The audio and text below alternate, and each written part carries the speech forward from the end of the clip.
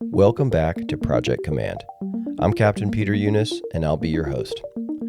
On today's episode, we're going to talk about some of the challenges that fire officers run into when they move into administrative roles. How this is a challenge not just for the individual, but also for the organization. And then I'm going to talk about 2 initiatives that I'm working on right now to try to address that gap. But first, a couple quick things I want to talk to you about. I'm going to be presenting at FRI, which is in, just a few days actually. I think it starts August 12th through August 15th, I want to say. Don't quote me on that.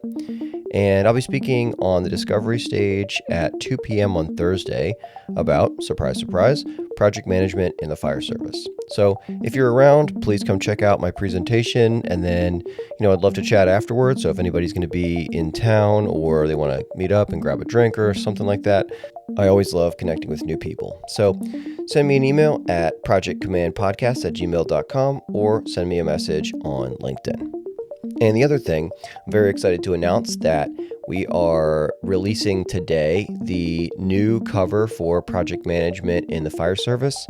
So same content in the book, but wanted to do something to celebrate the milestones that we've hit, which is the #1 new business release and top 10 in 5 different categories on Amazon, as well as sales in 3 different continents or on 3 different continents. So got a new cover designed. I think it looks awesome. I'm really excited about it. I think you will too. If you already have the book, I wouldn't buy another one just because, the content hasn't changed. But if you don't have a copy yet, this is a great time to buy it. So available on Amazon. So go grab a copy. And of course, as always, if you'd like a signed copy, message me or send me an email and I will happily get one in the mail for you. All right, I think that's about it. Let's get into the episode. So guys, today, what I want to talk about is some of the challenges that fire officers run into in fire administration and why it can be really difficult to, to thrive in that environment. So this is something I think a lot of people have experienced, particularly people that might be listening to this podcast. And I think there's a bunch of reasons that kind of all come together to create this perfect storm. And the first reason is pretty straightforward, which is that firefighters get promoted typically based off of their operational proficiency. We're good at fighting fire, and we're good at, forcing doors and pulling lines and cutting roofs and all that stuff. And so you typically get promoted. And, up to this point, you've likely spent your whole career learning those skills and, different things related to operational firefighting and EMS. And at no point, really, would you have spent any time learning how to make an Excel table or how to manage a program or do a 3-year project with multiple different stakeholders across multiple agencies. It's just not something you'd have at any point learned. Excuse me. And so you get into these administrative roles, and this is not an experience these are not experiences that you've had. And meanwhile, your peers in other local and state government have basically done nothing but work on those things. So firefighters find themselves in senior administrative roles where their counterparts in other agencies have had extensive experience in the things I just listed, and they don't. And that can give you this sense of like fish out of water feeling. And also, it's just pretty demoralizing because firefighters are used to being proficient and they're used to being good at stuff. That's kind of our calling card. We show up, we execute judgment and discernment on emergencies, and then we mitigate them. And so when you feel like you don't have the skills to be successful, it can be really frustrating and demoralizing. And also, it's a real efficiency problem. I mean, it's just tough to get things done when you haven't been trained on how to do it.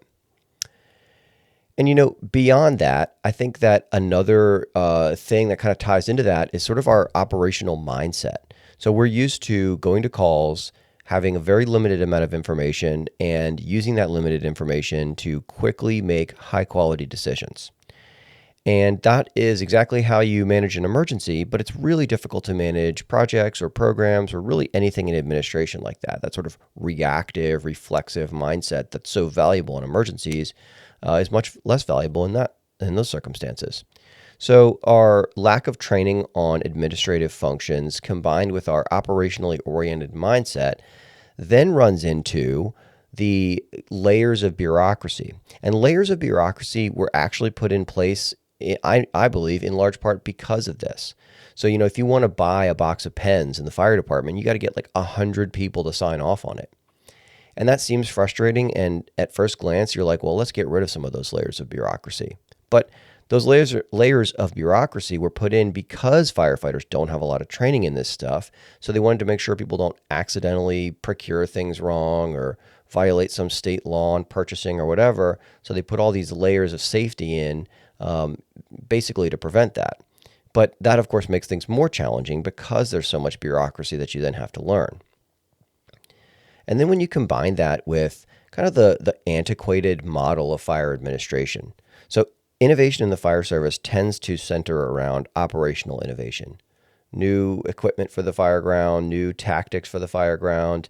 And that makes good sense. I mean, that's kind of where that's where the sort of most exciting part of the job is. And that's where lives are on the line. So it makes sense that that's where the majority of our innovation is focused.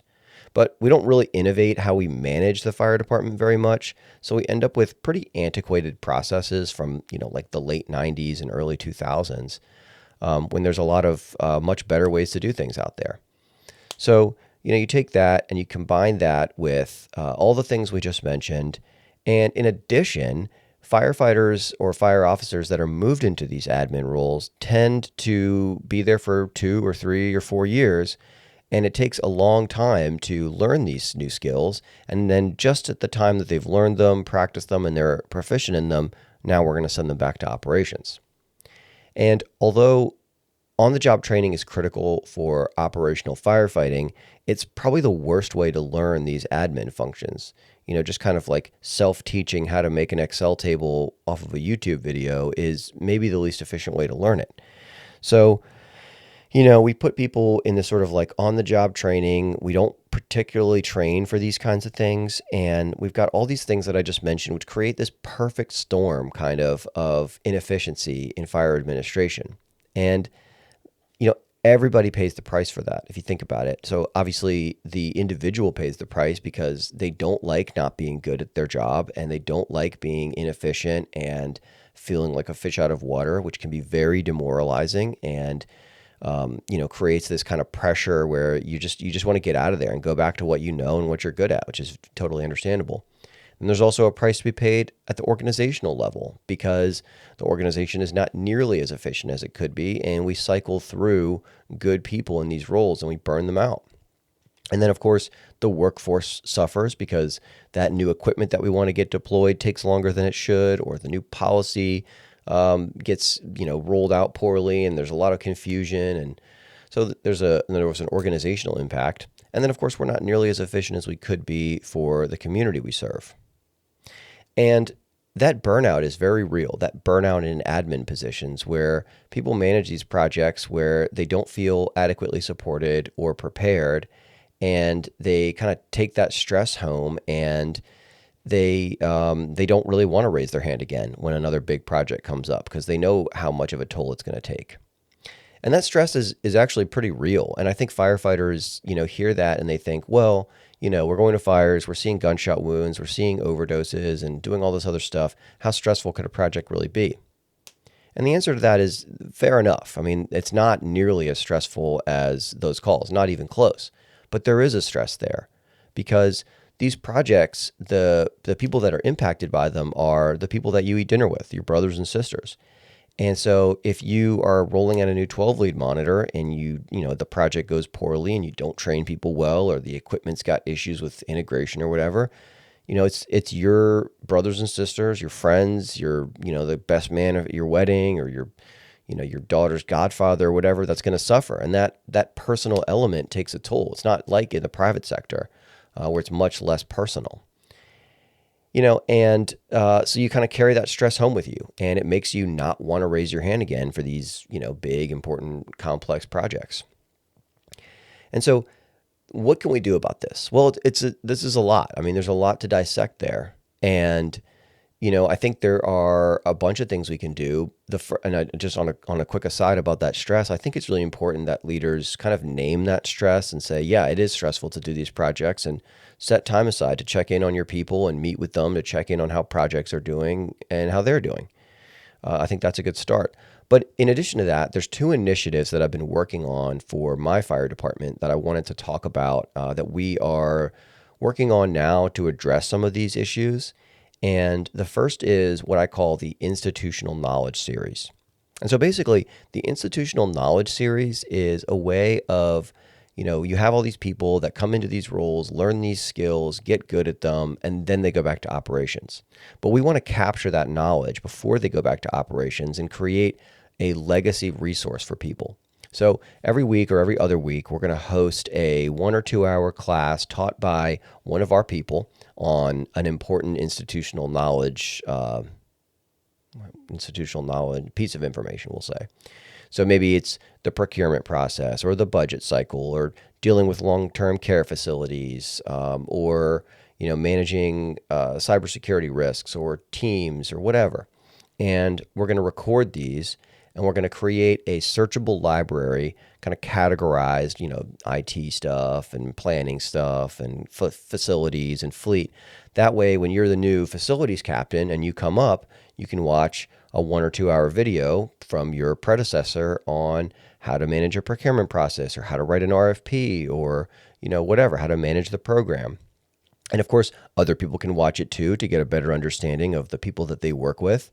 And people in operations can watch it in preparation for maybe they want to move to a role similar to that. So it allows us to essentially capture that knowledge before it escapes and is gone forever and create a legacy resource so that people can use to get a little bit of a head start or just kind of shorten that learning curve when they move into these positions.